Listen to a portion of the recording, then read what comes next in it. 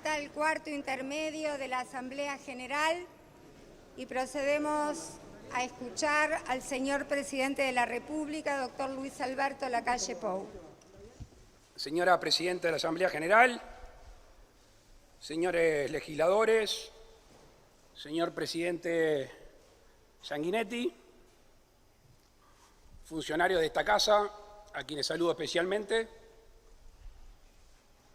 Hoy viene aquí el Gobierno, al amparo del artículo 168, numeral 5 de la Constitución, a informar el Estado de la República a los representantes del pueblo. Nuestro Gobierno tiene una profunda vocación de transparencia y de información a los poderes y a los uruguayos. Hace un año y un día, aquí en este mismo lugar, manifesté las grandes líneas del Gobierno que tenían como base un compromiso electoral claro y explícito. 12 días después, el Uruguay ya no sería el mismo. Preexistían problemas y desafíos y se agregó la pandemia que ya golpeaba al mundo entero. Hoy no venimos a hablar de herencias. No es momento. Ya todos sabemos cuál era la situación del país antes del 1 de marzo del 2020. Ya no hay más tiempo para excusas, aunque puedan ser válidas. El 13 de marzo, el Uruguay inmediatamente declaró la emergencia sanitaria y las prioridades de todos nosotros cambiaron rápidamente. A muchos de ustedes les consta, fueron días de mucho nerviosismo y de mucha tensión, tanto para la población como para el Gobierno. Como todo fenómeno desconocido genera incertidumbre. Debimos entonces ahí apelar a nuestras más profundas convicciones para tomar medidas de protección y de cuidado a nuestros compatriotas. Se escucharon voces que proponían confinamiento total, voces que proponían cuarentena obligatoria, pero primó el sentir colectivo del Gobierno de apelar a la libertad responsable. Libertad como elemento central de la vida de una persona, faro necesario para toda acción del gobernante. Quiero recordar acá lo que decíamos el propio 1 de marzo del 2020, cuando invitábamos a trabajar la libertad en todos sus sentidos y poníamos como condición necesaria de éxito de una gestión la existencia y el goce pleno de la libertad. Créanme, señores legisladores, que siento un profundo orgullo por la conducta y la responsabilidad de la gran mayoría de los uruguayos. Tal era la complejidad de la situación que decidimos convocar un grupo de científicos que asesoraran al Gobierno y así poder tomar mejores decisiones. Creo que somos todos contestes que el Uruguay todo le debe un profundo agradecimiento al grupo de asesor científico honorario. A todos y cada uno de ellos, porque volcaron conocimiento científico, dedicaron su tiempo y demostraron un enorme compromiso con el país. Y por eso el cuidado de la salud fue desde el principio de la pandemia nuestro gran desvelo. Por supuesto, sin descontar o sin descuidar el factor social y el factor económico de los uruguayos. Desde el Ministerio de Salud Pública, conjuntamente con otros organismos, se desarrolló una potente campaña de comunicación masiva, alentando el cumplimiento ciudadano de las medidas de profilaxis y distanciamiento físico. Se adelantó y se expandió el cronograma de vacunación antigripal. Desde la División de Epidemiología se debió adecuar el sistema de gestión de vigilancia nacional del COVID-19 a los efectos de contar con la información oportuna. Se conformó un grupo de rastreadores que tuvo un arduo trabajo y que se fueron agregando a medida que era necesario. El Departamento de Vigilancia de Fronteras desarrolló una nueva estrategia del control de ingresos. Un trabajo en conjunto del Ministerio de Salud Pública y la Cancillería facilitó el regreso al país de más de 6.000 uruguayos que habían quedado varados ante la emergencia sanitaria y el cierre global de fronteras. Al mismo tiempo se trabajó en el establecimiento de corredores sanitarios para turistas, viajeros y tripulantes de naves y aeronaves. Quiero también hoy aquí destacar la activa cooperación recibida de parte de la comunidad académica nacional, que permitió en tiempo récord la elaboración de pruebas de diagnóstico, gracias a la colaboración del Pasteur, del Clemente Estable y de la Universidad de la República. Uno de los temas más sensibles, recordarán ustedes, tenía que ver con la capacidad instalada para tratamientos intensivos. Fue así que el Hospital Español se convirtió en un centro de referencia con 21 camas y al mismo tiempo se adecuaron hospitales a lo largo y ancho de todo el país. Se crearon 2 CTIs nuevos, el del Hospital de 33 con 8 camas y el de Las Piedras con 6 camas. Pero además se amplió el número de camas con equipamiento y personal complejo en el Pasteur, 6 camas, el Maciel, 6 camas, Rivera, 3 camas, Salto 8 camas, Paysandú, 5 camas, Tacuarembó, 14 camas, Minas, 6 camas, Maldonado, 7 camas y Florida, 6 camas. Este esfuerzo significó que pasáramos de 112 camas a 208 camas en la actualidad. Todos sabemos que otro efecto de esta pandemia ha sido profundizar los problemas de salud mental. Fue así que se creó una línea especial para atender esa situación, recibiendo al día de hoy más de 16.000 llamados. Quiero entonces, en lo que hace a la salud, tener un reconocimiento a todo el personal de la salud a lo largo y ancho del país, que no ha dejado de trabajar en estos tiempos de pandemia. Los conocemos, los hemos visto, y le han dedicado su tiempo a cuidar lo más preciado que tienen los seres humanos.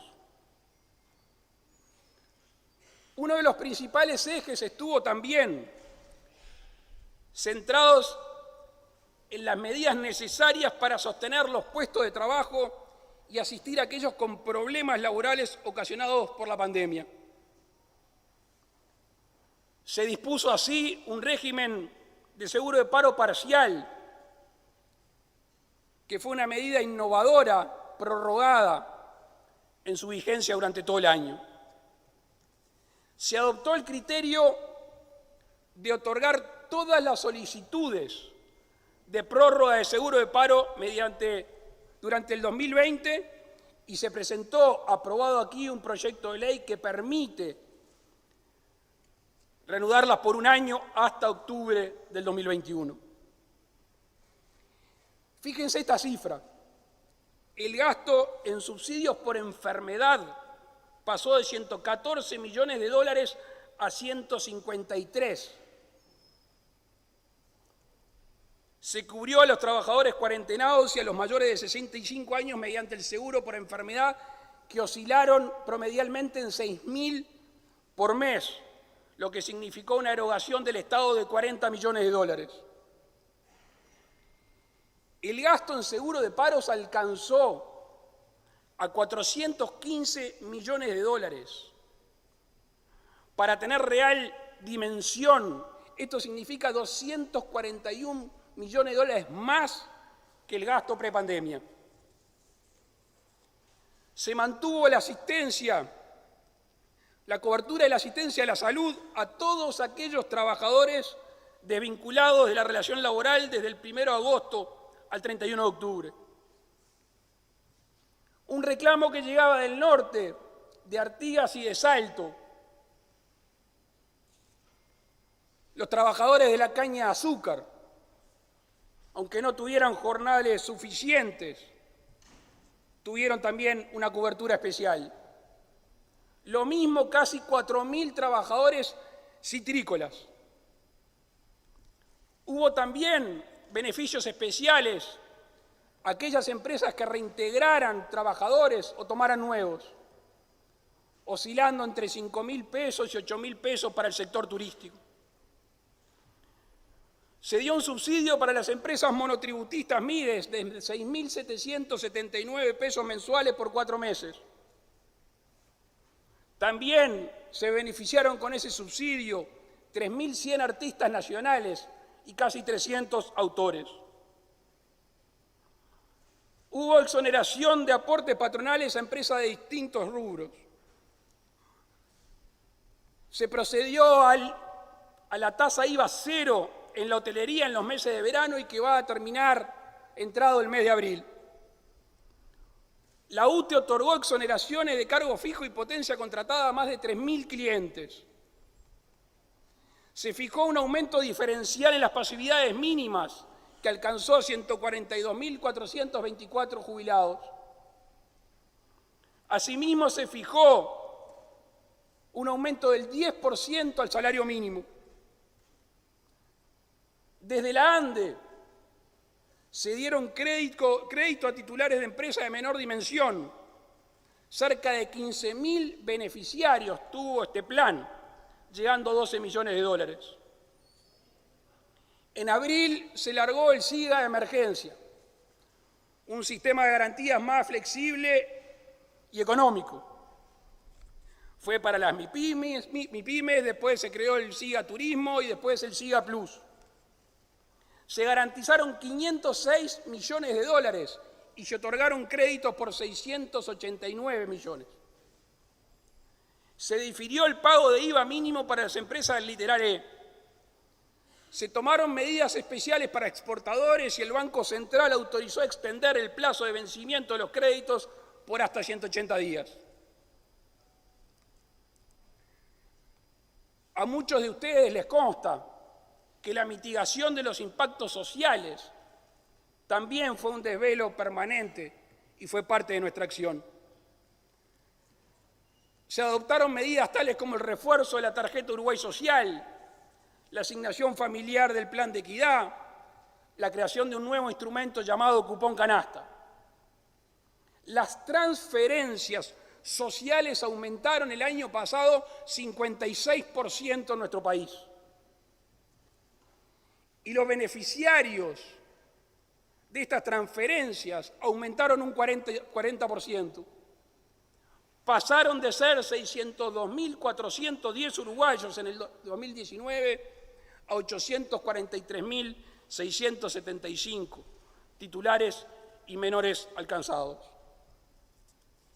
En el periodo abril 2020, enero 2021 se canjearon 2 millones de canastas, beneficiando a 340.000 uruguayos. Se dispuso de 315 cupos de respuesta específica, de dispositivos de 24 horas para población en situación de riesgo y 159 cupos más en dispositivos de atención para personas con resultado positivo COVID-19 o que debieran guardar cuarentena. Se triplicó la población atendida por el INDA a través del Sistema Nacional de Comedores. 24.000 uruguayos por día fueron atendidos en este programa.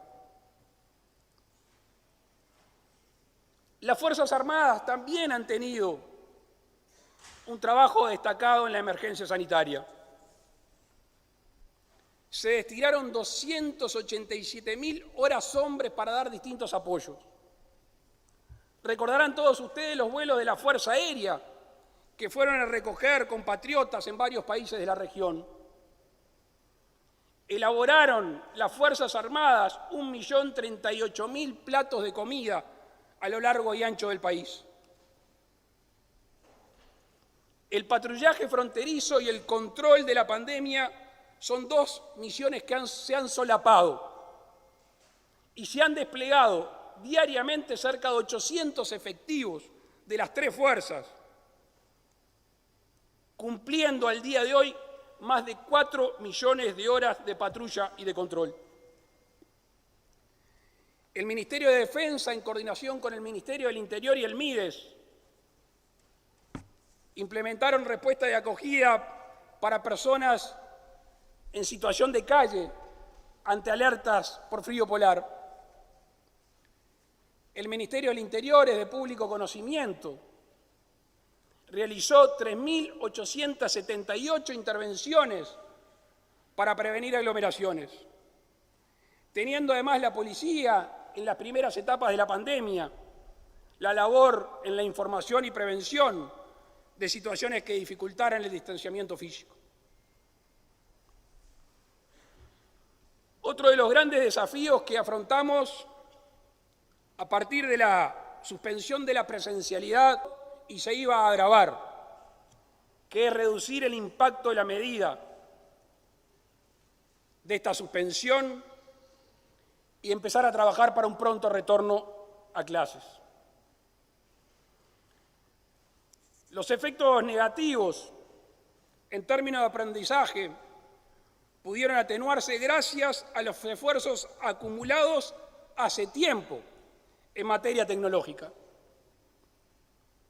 Recuerdo aquí el 1 de marzo del 2020 hablar de que nuestro país es grande porque mucha gente de muchas ideas, ideologías, ha trabajado por que lo sea, aún antes de ser Estado.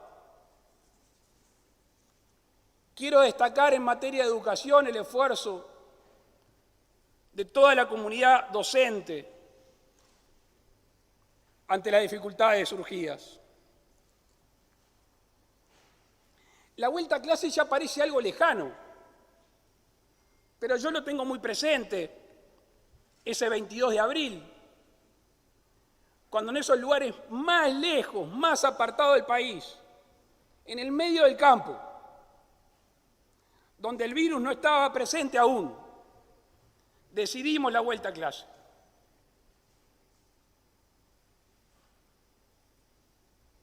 Se continuó luego en 3 etapas que se dieron en el mes de junio. Obviamente que ahí también todos recordamos las incertidumbres, los temores y las críticas. Y el gobierno tenía claro el camino. Y así procedió, siendo uno de los pocos países del mundo que el año pasado tuvo en la educación cierta presencialidad. Al mismo tiempo, sabiendo que muchos niños lo que comen en la escuela seguramente no lo puedan comer en sus casas, y ante la suspensión de las clases, se mantuvo durante todo el año escolar el sistema de alimentación gratuita. Más de 720 escuelas atendieron a casi 75.000 niños. A partir del 12 de enero y hasta el 26 de febrero de este año, se brindó alimentación a casi 100.000 niños que, siendo usuarios de los comedores escolares, se inscribieron para obtener dicho beneficio.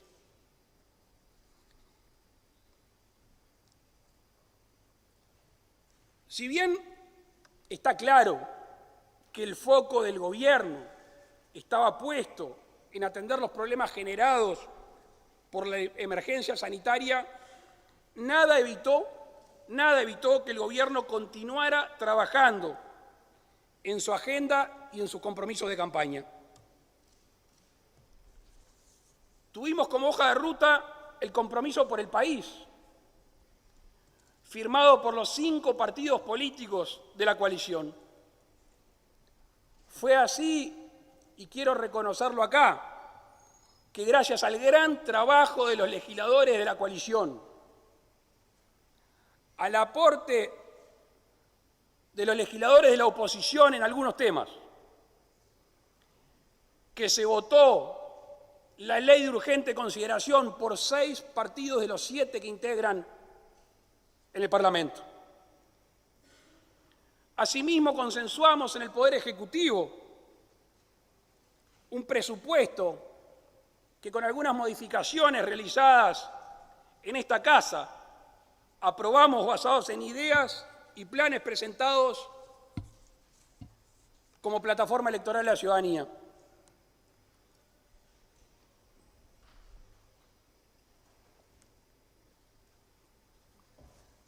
De esa forma, en este conjunto de leyes,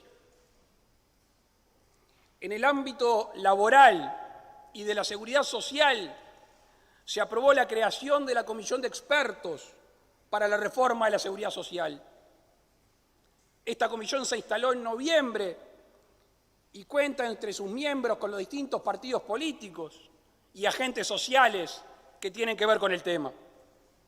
Tenemos la convicción que en la segunda mitad de este año se presentará aquí en el Parlamento un proyecto de ley de reforma integral del sistema. Se aprobó también una norma alineada con la OIT que garantiza el derecho de los trabajadores no huelguistas y de los directivos de las empresas a ingresar a sus lugares de trabajo. En materia de vivienda, la ley de urgente consideración introdujo el MEVIR urbano, herramienta que seguramente va a ser de gran utilidad, y al mismo tiempo la posibilidad de acceso a alquileres sin garantía. Ambas medidas confluyen a facilitar el acceso a la vivienda. Se creó el Ministerio de Ambiente, dándole a este tema tan importante un lugar exclusivo en la mesa del Poder Ejecutivo. Se lograron cambios en materia de adopciones.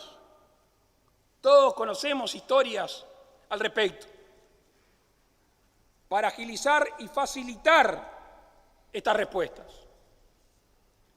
Se fortalecieron las unidades reguladoras que habían perdido peso e incidencia en la política de Estado. Se creó el Instituto Nacional de la Granja, viejo anhelo de las gremiales del sector y de quien habla desde que era diputado. Se modificó el Código Rural para atender a temas relativos a la seguridad, atendiendo así a un extendido reclamo en todo el país rural. De la misma manera, se amplió la legítima defensa, se declararon ilegítimos los piquetes, se aumentaron penas al narcotráfico y se creó el delito de la resistencia al arresto. Se creó y se le dotó de herramientas a la Dirección Nacional de Seguridad Rural. Estas medidas, sumadas, creo yo, a un gran cambio de actitud con respecto al respaldo a la labor policial, ha traído aparejado una baja sustantiva en la comisión de delitos en nuestro país. La reducción de un 20% de los homicidios, de un 12% de las rapiñas, de un 18% de los hurnos, y aunque en márgenes menores también en lo que hace a la violencia doméstica y los abigeatos. En materia educativa hay un cambio sustancial que, por supuesto, ha generado discusiones de todo tipo en la gobernanza de la educación. Y además iniciamos un proceso de creación de una formación docente universitaria que sé que es preocupación de legisladores de todos los partidos, aunque no se comparta el instrumento elegido. Cumpliendo un compromiso electoral, eliminamos la obligación financiera. Se facilitó la carga tributaria de pequeñas y medianas empresas, flexibilizando el monto mensual a pagar, adecuándolo en función de su facturación. Se benefició a los pequeños y microemprendedores que inicien una nueva actividad económica, exonerando los aportes jubilatorios patronales y el IVA mínimo durante los primeros 12 meses de actividad. Asimismo, las empresas literal E contarán con el beneficio en el pago de IVA mínimo a partir de enero del 2021, en un año corrido, abonando 25% el primer año y 50% el segundo año. Se creó una regla fiscal que no nos cabe la menor duda asegurará el manejo responsable de los recursos de los uruguayos. Se definieron controles para que las sociedades anónimas de los entes estatales y servicios descentralizados rindan debida cuenta de sus operaciones y resultados a los contribuyentes. Se legisló sobre la portabilidad numérica, otro elemento que hace a la libertad en este sentido. Yo de antemano le voy a pedir disculpas, porque quizás sea un poco tedioso, pero quiero leerles algunas cosas, porque quizá algunas sean chicas, pero son bien importantes para miles de uruguayos, a veces de manera individual y otras en conjunto. Durante el año 2020 accedieron 54.703 trabajadores a diferentes cursos y 1.597 empresas algún tipo de apoyo a través del INEFOP.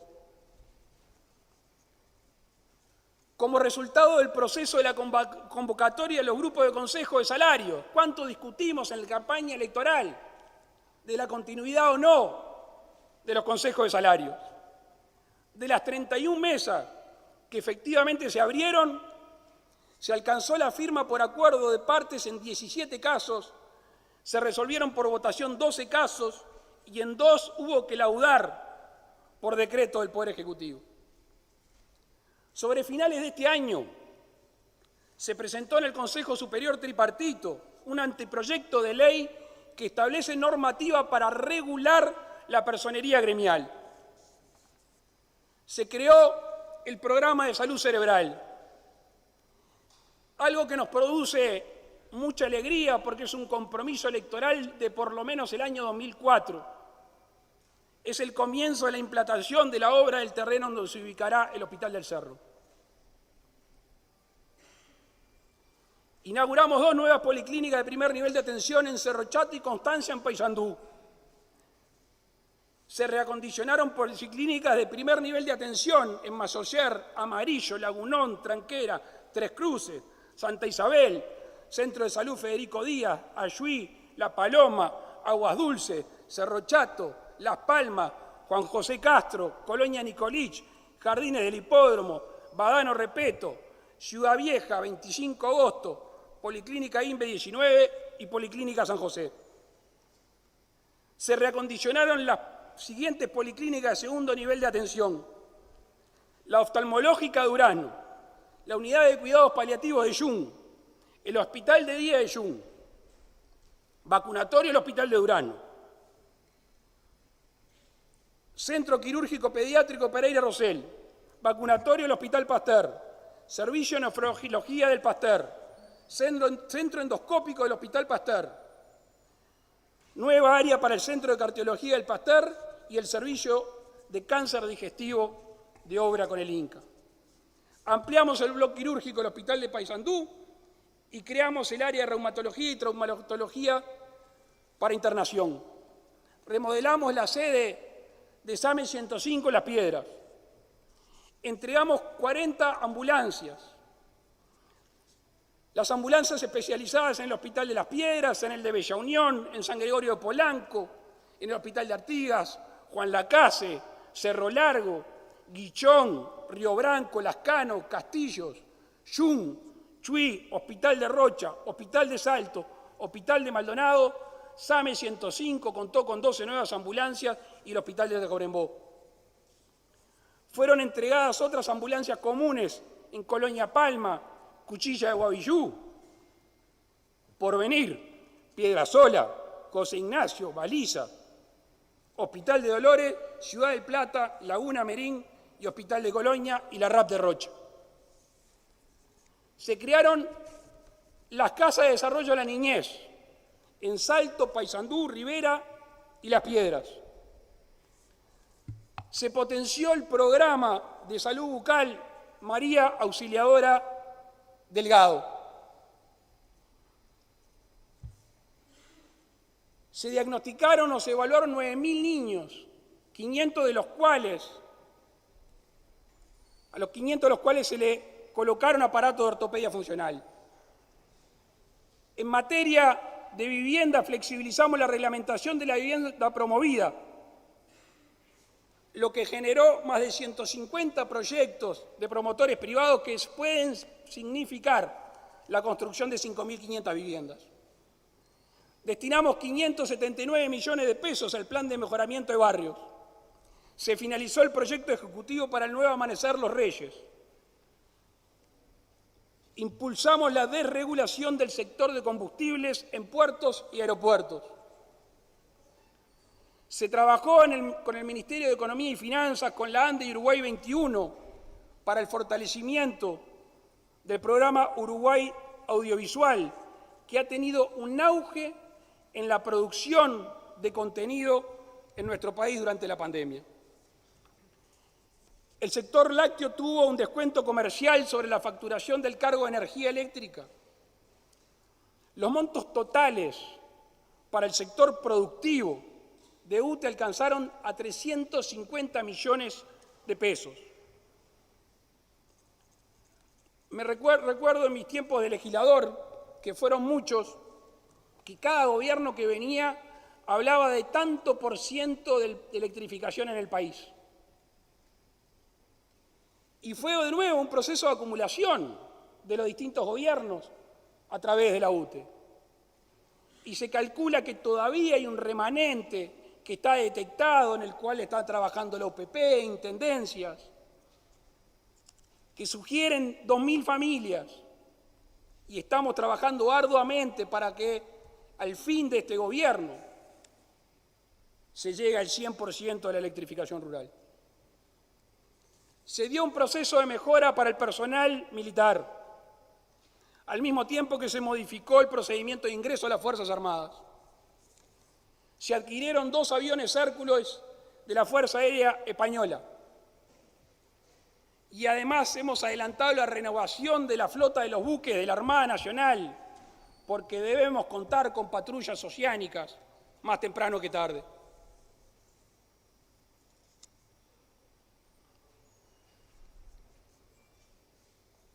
Les voy a hacer el favor y voy a saltear algunos temas, pero créanme que cada cosa de esto para nosotros tiene un sentido especial. La rehabilitación de las exportaciones de manteca de la planta Conaprole con destino al mercado ruso, tan importante, que llevan más de 8.400.000 dólares. Las ventas a Rusia de pescado congelado aumentaron un 22%. En enero del 2021 se logró enviar el primer embarque al Líbano de carne bovina y ovina, que es el resultado de una habilitación sanitaria obtenida en el 2019. A los que conocemos de la vida de campo, sabemos que la bichera es un gran flagelo.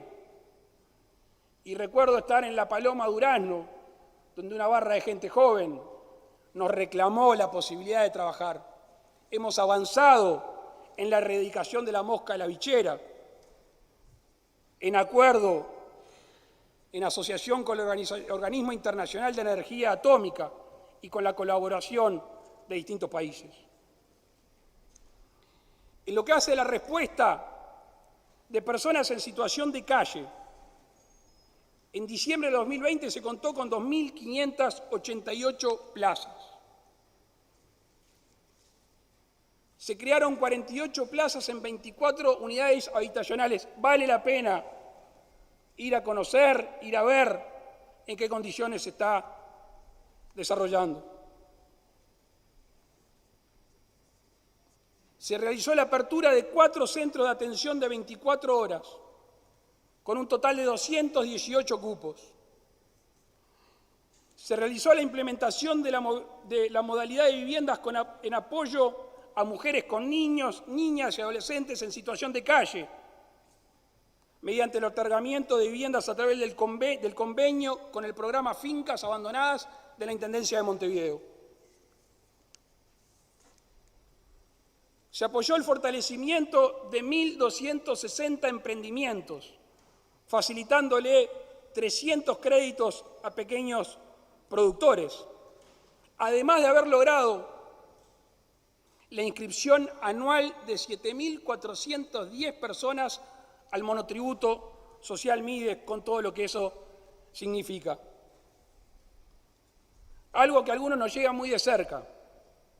En el mes de junio, tras 4 años, reabrió el Centro Tiburcio Cachón.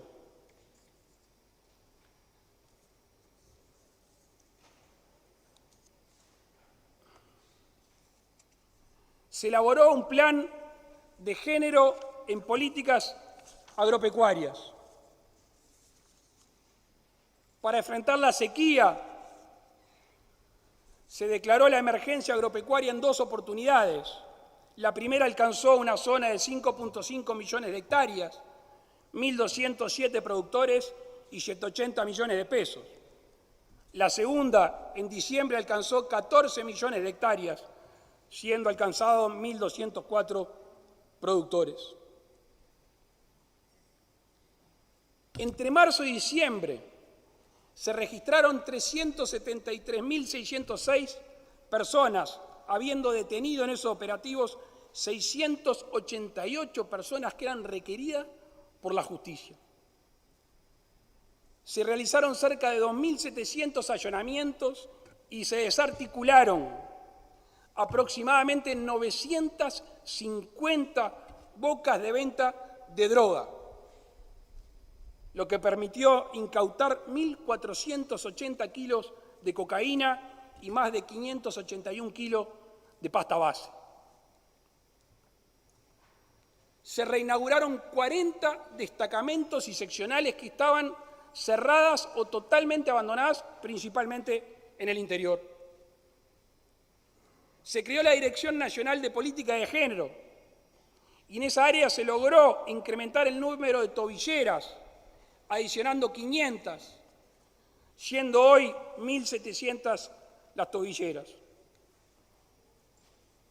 Se implementó el Plan de Dignidad Carcelaria.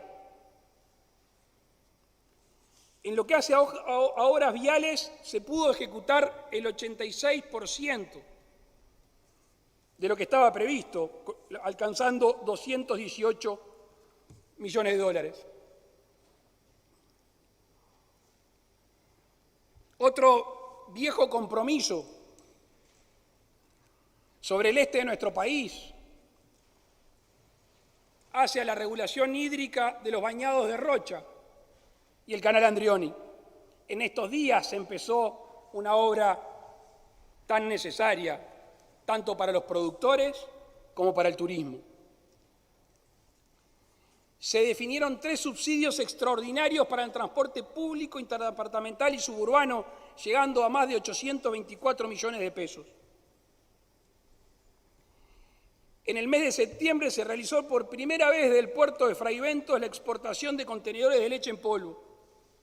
Y recuerdo también haber ido a recibir el primer barco al puerto de Paysandú, más a principio de año. En lo que hace a la COMAP, se presentaron 1.083 proyectos, una inversión asociada a 1.262 millones de dólares y que comprometen la creación de 4.300 puestos de trabajo. La Secretaría Nacional de Deporte comenzó con el proyecto de escuelas de iniciación deportiva y esta, en coordinación con el Ministerio del Interior y las federaciones, se acordó la práctica de básquetbol y voleibol en distintos centros penitenciarios: Canelones, Punta de Rieles, Cárcel de Mujeres, Libertad y Concar. Se creó el registro de personas impedidas de ingresar a espectáculos deportivos. En materia de gobiernos departamentales y a través del programa Fondo de Desarrollo del Interior se generó un disponible para ejecutar por los gobiernos departamentales que alcanzó en 2020 los 1.672 millones de pesos uruguayos. La Comisión Sectorial de Descentralización aprobó durante 2020 73 nuevos proyectos.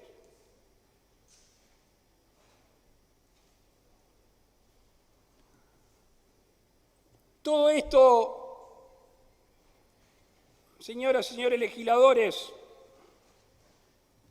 basado en algo que comprometimos durante toda la campaña electoral, que era cumplir con las metas económicas, que se podía cumplir con las metas económicas, que era la única manera de generar confianza. El incumplimiento sucesivo y contumaz lo único que hacía es generar falta de confianza. Y podemos decir con tranquilidad que cumplimos. Algunos números son por demás elocuentes cuando comparamos lo proyectado en el informe económico financiero del presupuesto nacional con los datos reales. Por ejemplo, el resultado fiscal efectivo del Gobierno Central y el BPS como porcentaje del PIB fue proyectado en menos 6,6 y el alcanzado fue menos 6,3. Más importante aún es la variación en puntos porcentuales del resultado fiscal estructural, que había sido estimado en 0,2 y el efectivo fue 0,4. El aumento real del gasto en 0,7 y fue 0,4. El tope de endeudamiento era 3.500 millones de dólares y fue 3.120. Y para mantener un rumbo claro y diferenciar lo que fueron los gastos emergentes de la gestión propiamente dicha y planificada, se creó el Fondo Coronavirus. Separamos lo coyuntural de lo estructural. ¿Y saben qué? Todo esto, todas las obras que les contamos, todos los planes que se llevaron adelante, cumpliendo el compromiso respecto a no aumentar impuestos, algo que se afirmaba como de imposible cumplimiento. Señoras y señores, hasta aquí parte de lo hecho por el gobierno de coalición en el 2020. Y aunque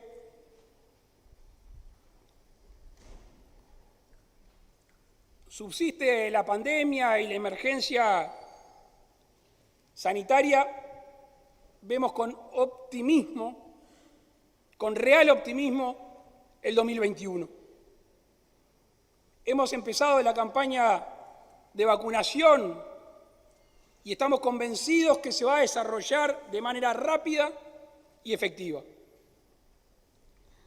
Tenemos mucho por hacer.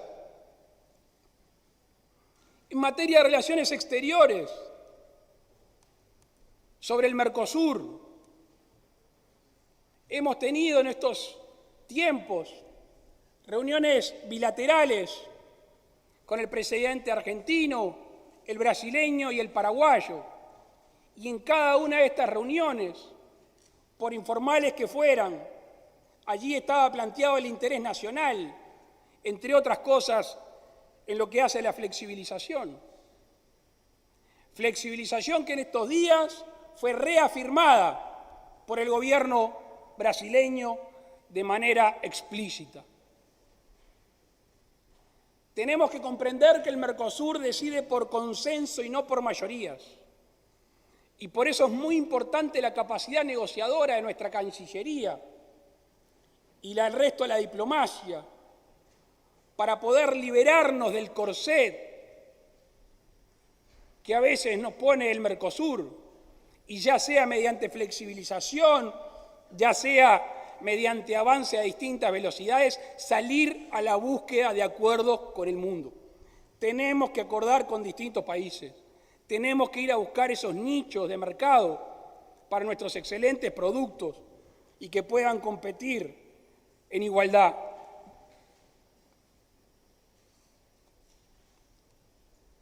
En estas reuniones con los presidentes del Mercosur se habló de la infraestructura física. Yo creo que ahí tenemos una enorme oportunidad de avanzar. Creo en la posibilidad de la construcción de la hidrovía del río Uruguay. Creo en la construcción, y así lo ha decidido la CARU, del puente Bella Unión-Montecasero. Creo en la habilitación en el este de la hidrovía de La Laguna para abaratar los costos de los productos de esa zona de nuestro país. Creo en ser algo que hace muchos años debimos de ponerlo en práctica, que es la salida natural de los productos paraguayos al mundo.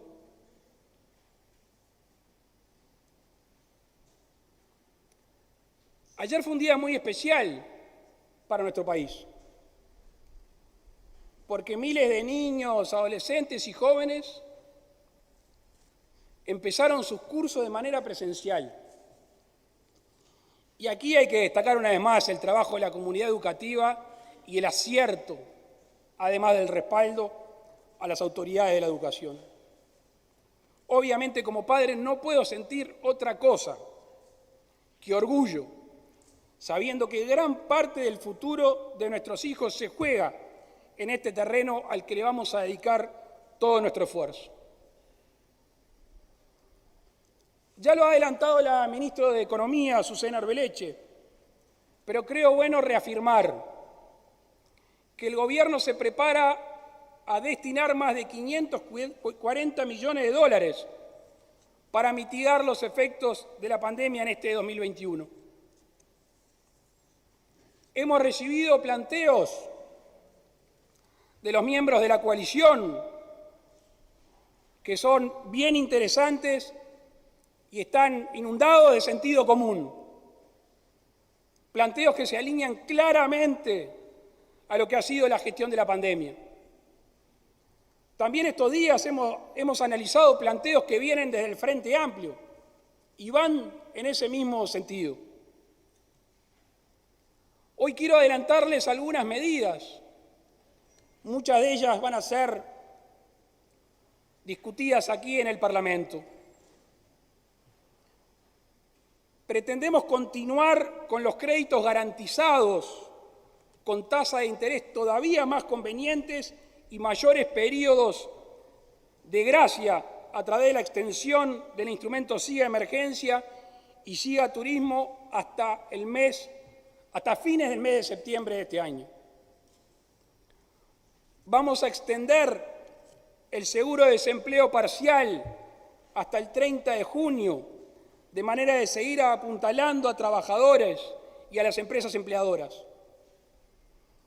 Vamos a impulsar nuevas medidas para apoyar a las micro y pequeñas empresas, para alivianar su carga mientras transcurre la pandemia. En este sentido, el Poder Ejecutivo estará presentando en el Parlamento un proyecto de ley que habilite la exoneración parcial de aportes patronales jubilatorios para las micro y pequeñas empresas, la suspensión del IRAE mínimo y el aumento del porcentaje de abatimiento del impuesto al patrimonio para determinado tipo de empresas. Este proyecto incluirá también un plan de facilidades de pago a la DGI y al BPS y se establecerán medidas específicas para integrar y reincorporar a los monotributistas.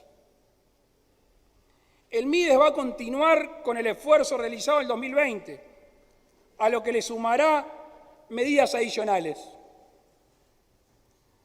Se va a proceder a la duplicación por sexta vez del monto de las asignaciones familiares del Plan de Equidad entre los meses de marzo y abril.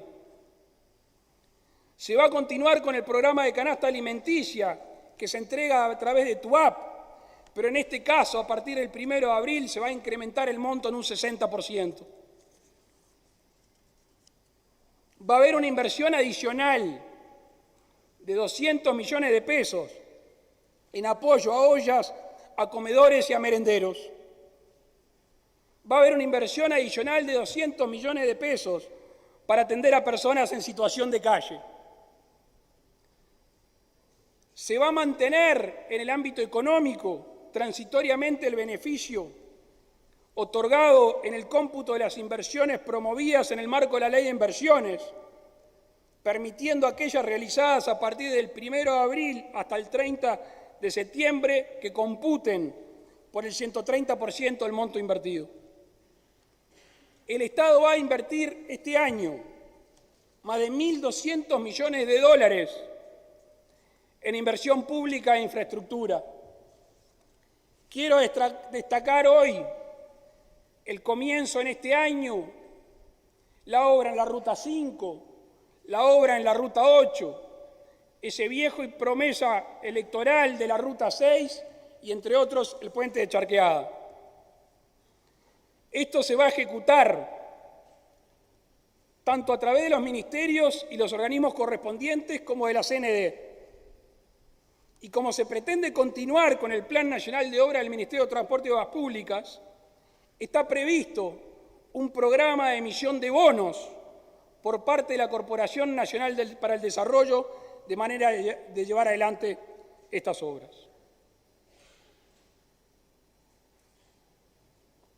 Quiero mencionar hoy aquí 3 obras que, de nuestro punto de vista, revisten importancia no solo económica, sino también estratégica. Ustedes saben que nuestro país estaba por enfrentar un juicio inminente de 1.500 millones de dólares en la terminal Cuenca del Plata. Un arduo trabajo del prosecretario de la Presidencia, del ministro de Transporte, del presidente del puerto y tantos otros funcionarios del gobierno, cerró un acuerdo con Catuén Natí, que no solo desiste del juicio, sino que además se compromete a invertir 460 millones de dólares, además de proceder a una rebaja importante en lo que hace a las tarifas, en primera instancia un 20%, llegando a un 30% posterior. A raíz de un proyecto de ley votado en esta casa, el Gobierno se apresta a concesionar 5 aeropuertos del interior del país con posibilidad de agregar uno más. Esos aeropuertos son los de Rivera, Salto, Carmelo, Durazno y Cerro Largo, con una inversión cercana a los 65 millones de dólares. Hace pocos días, la semana pasada, se aprobó una iniciativa privada de vital importancia, cuyos estudios de factibilidad empiezan ahora, en marzo. Esta iniciativa ronda una inversión de 200 millones de dólares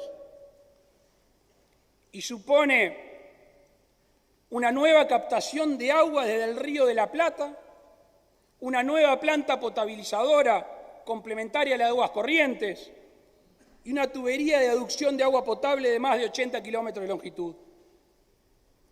Estas 3 legisladores son algunas de las inversiones en las que ha venido trabajando el Gobierno y esperemos poder anunciar varias más en el correr de este año cuando realmente estén en proceso de ejecución.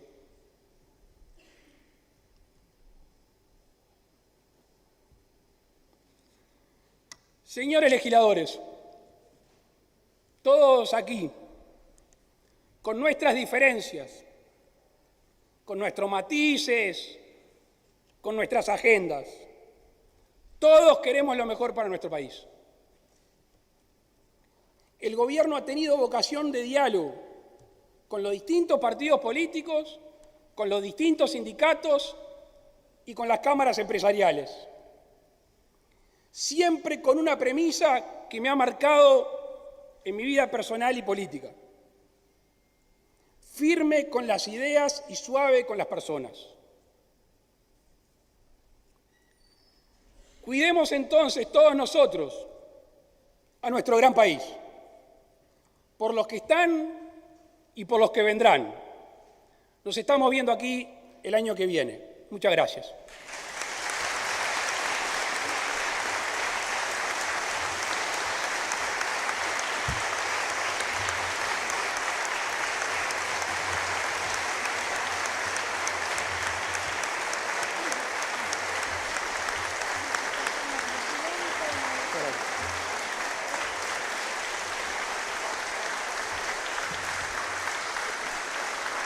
Bueno. No se levante la sesión.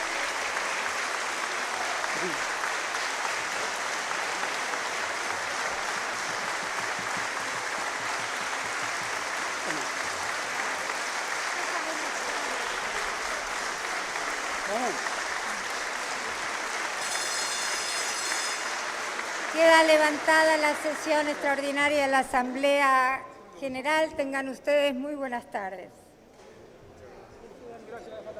Tomá. Querido.